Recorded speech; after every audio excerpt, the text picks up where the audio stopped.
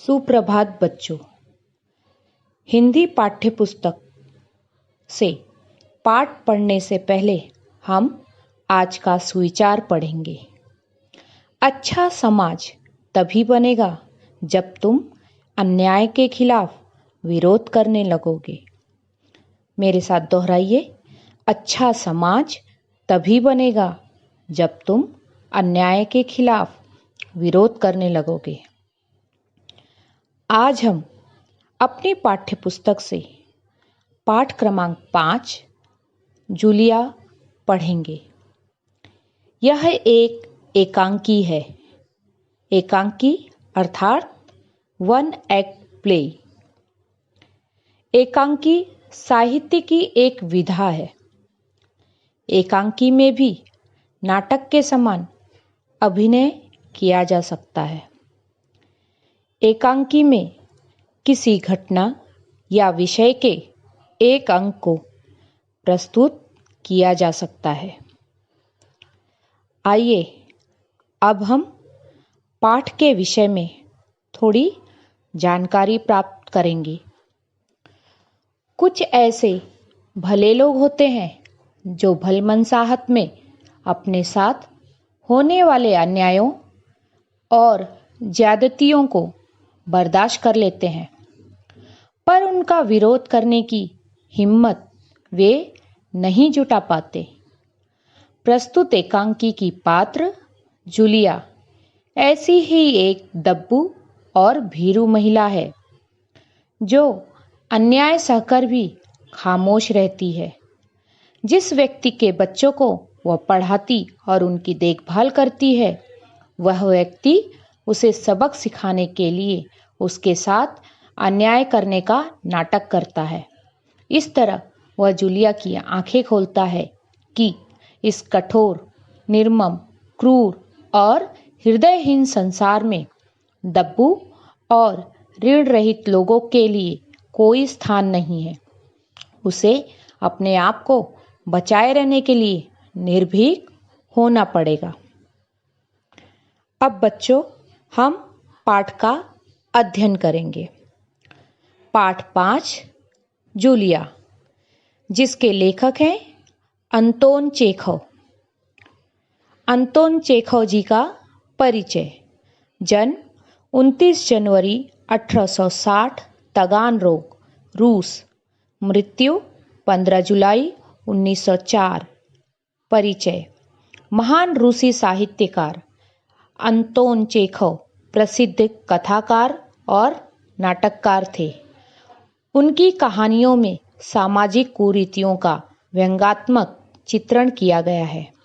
प्रमुख कृतियाँ: a dairy story, the wife उपन्यास, Anna on neck, a bad business, the bird market, old age, Grisha आदि। कहानी Ivanov, the cherry orchard आदि। नाटक। गद्य संबंधी। एकांकी, इसका आकार छोटा होने के कारण इसमें एक ही कथा होती है। इसकी कथा व संवाद आदि से अंत तक रोचक और आकर्षक होते हैं। प्रस्तुत एकांकी में रचनाकार ने दब्बूपन को त्याग कर अपने अधिकार, न्याय के लिए सजग रहने हेतु प्रेरित किया है। एकांकी में गवर्नेस सेविका की मार्मिक पीड़ा, विवशता का सजीव चित्रण और शोषण से मुक्ति पाने का प्रभावी संदेश है। गवर्नेस गृह शिक्षिका, मार्मिक, हृदय स्पर्शी। यानी इस पाठ में जूलिया, जो कि गवर्नेस है, उनका एक तरह से शोषण जो जिस प्रकार से हुआ है उसके बारे में यहाँ पे एक तरह से प्रभावी संदेश दिया गया है। बच्चों की गवर्नेस जूलिया वासिल देवना आती है। जूलिया दबे स्वर में, आपने मुझे बुलाया था मालिक। दबे स्वर में यानी एकदम धीमी आवाज में, डर कर। गृह स्वामी, हाँ हाँ बैठ जाओ जूलिया, खड़ी मत रहो। जूलिया बैठती हुई, शुक्रिया। शुक्रिया हम जिसे धन्यवाद भी कहते हैं। यानी गृहस्वामी ने जूलिया को बुलाया और उसे बैठने के लिए कहा। गृहस्वामी: जूलिया, मैं तुम्हारी तनख्वाह का हिसाब करना चाहता हूँ। तनख्वाह, वेतन। मेरे ख्याल से तुम्हें पैसों की जरूरत होगी और जितना मैं तुम्हें जान सका हूँ, मुझे लगता है कि तुम अपने आप पैसे भी नहीं मांगोगी। इसलिए मैं खुद ही तुम्हें पैसे देना चाहता हूँ। हाँ, तो तुम्हारी तनख्वाह 30 रूबल महीना तय हुई थी ना? रूबल रूसी मुद्रा, यानी रूस की जो मुद्रा होती है उसे रूबल कहा जाता है। और जो हमारे लेखक हैं एक तरह से रूस से बिलोंग करते हैं। तो अब इस पैराग्राफ में यानी लेखक बता रहे हैं कि गृहस्वामी जब जूलिया को बुलाते हैं और किस लिए बुलाते हैं कि वे उसकी तनख्वाह का हिसाब करना चाहते थे, उसके वेतन का हिसाब करना चाहते थे कि वे इतने दिनों से काम कर रही है और उसने एक भी बार अभी तक तनख्वाह मांगी नहीं है, तो आज इसके तनख्वाह का मैं हिसाब कर लेता हूँ। जूलिया विनीत स्वर में: जी नहीं मालिक, 40 रूबल। यानी जब मालिक ने कहा कि अरे तुम्हारी तनख्वाह 30 रूबल तय हुई है ना, तो फिर जूलिया ने एक तरह से घबराते हुए नम्र आवाज में मालिक से कहा कि नहीं मालिक, 30 रूबल नहीं 40 रूबल तय हुई है।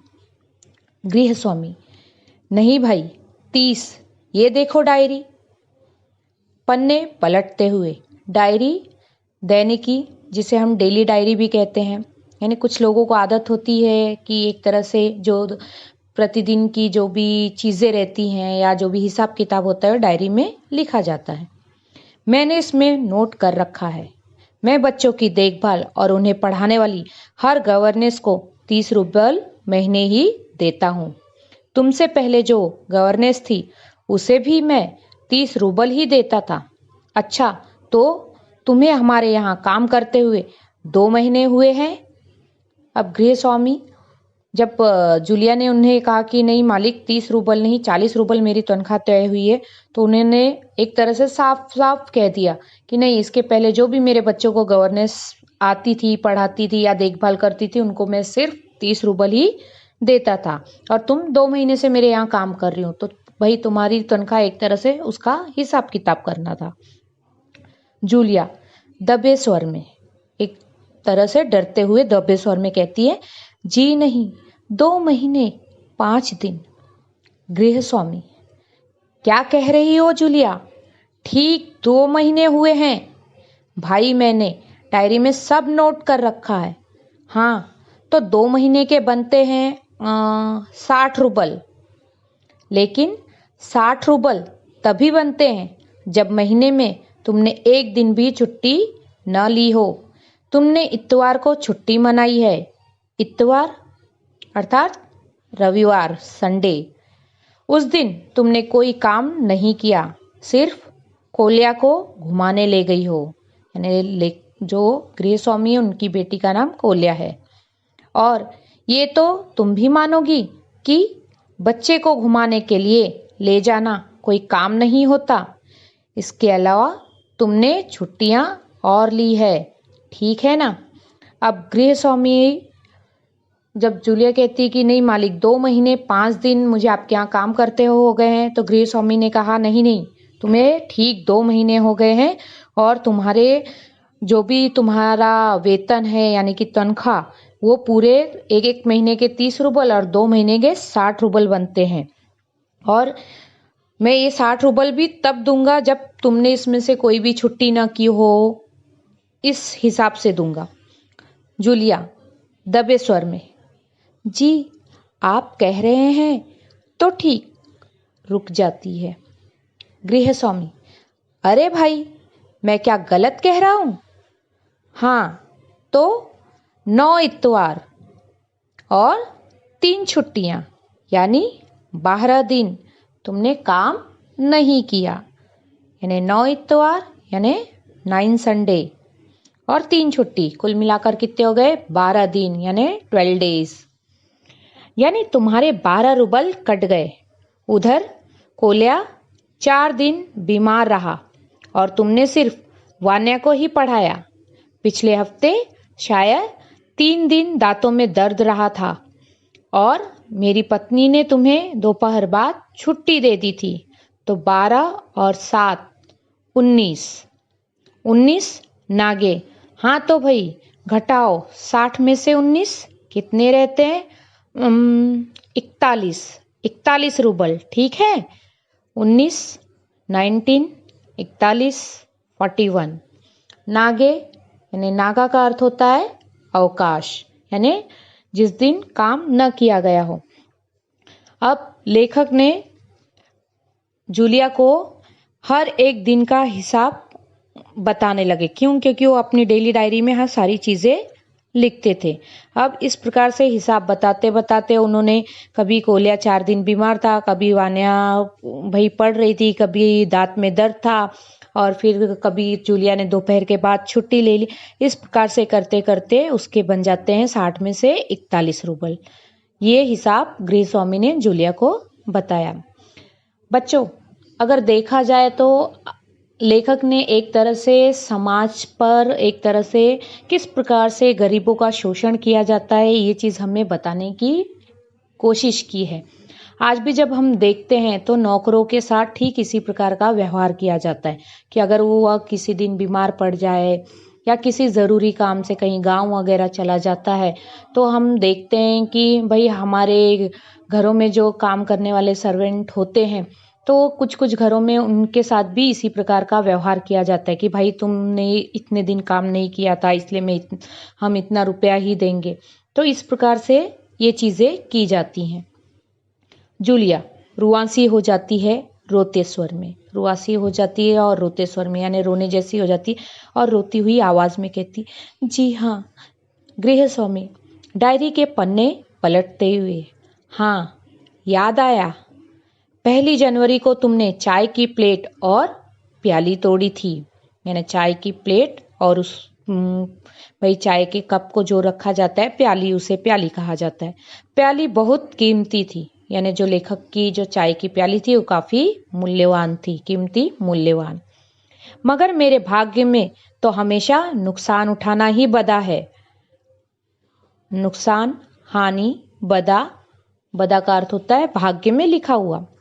मैंने जिसका भला करना चाहा उसने मुझे नुकसान पहुंचाने में कोई कसर नहीं छोड़ी है। कसर न छोड़ना ये आपका मुहावरा है, अर्थ पूरा पूरा प्रयत्न करना। खैर मेरा भाग्य, हाँ तो मैं प्याली के 2 रूबल ही काटूंगा।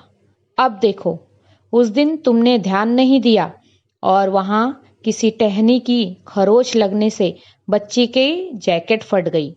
टहनी, डाली, खरोच, त्वचा का किसी चीज से छिल जाना। 10 रूबल उसके गए। इसी तरह तुम्हारी लापरवाही की वजह से घर की सफाई करने वाली नौकरानी मारिया ने वान्या के नए जूते चुरा लिए। लापरवाही, बेपरवाही। रुक कर, तुम मेरी बात सुन भी रही हो या नहीं? अब गृहस्वामी ने 41 रूबल का तो हिसाब जूलिया को दे दिया।